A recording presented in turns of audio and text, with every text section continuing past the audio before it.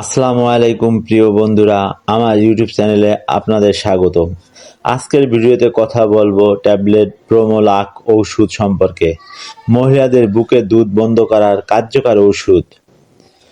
ঔষধটির genetic নাম ব্রোমোটিপটিন 25 mg আর প্রস্তুতকারক company square pharmaceuticals limited.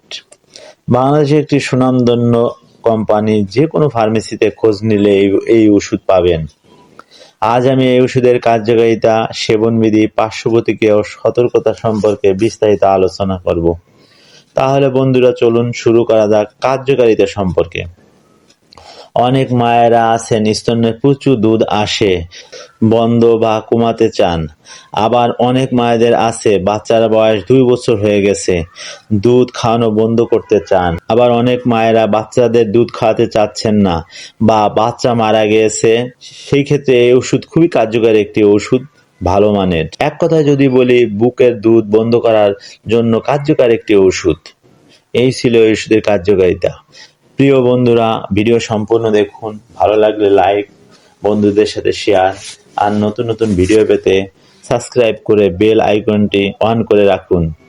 ওষুধ সম্পর্কে কোনো বিষয় জানতে কমেন্ট করুন। বন্ধুরা, এবার জানবো সেবনবিধি সম্পর্কে, অর্থাৎ খাওয়ার নিয়ম। সাধারণত রোগের ধরন, বয়স এইসব অনুযায়ী ডোজ মেনটেন করা হয়।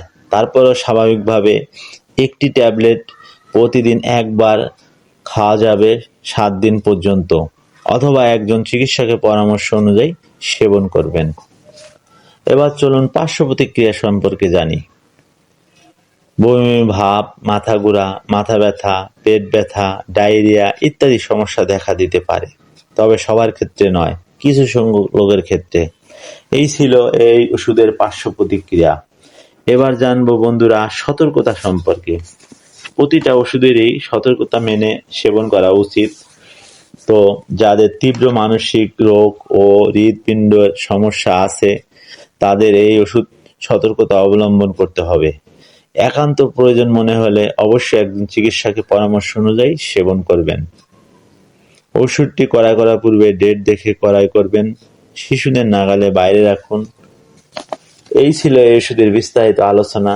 তারপরেও আরেকবার সংক্ষেপে বলি, ট্যাবলেট ব্রোমোলাক 25 mg ওষুধ মূলত মহিলাদের বুকের দুধ বন্ধ করার কার্যকর একটি ওষুধ। তো ভালো থাকবেন, সুস্থ থাকবেন। মাতা পিতা, আত্মীয় স্বজন, অনাথ ও দরিদ্রদের প্রতি সৎ ব্যবহার করবে এবং মানুষের সাথে সৎ আলাপ করবে। সালাত কায়েম করবে এবং জাকাত দিবে। সূরা আল বাকারা আয়াত 83।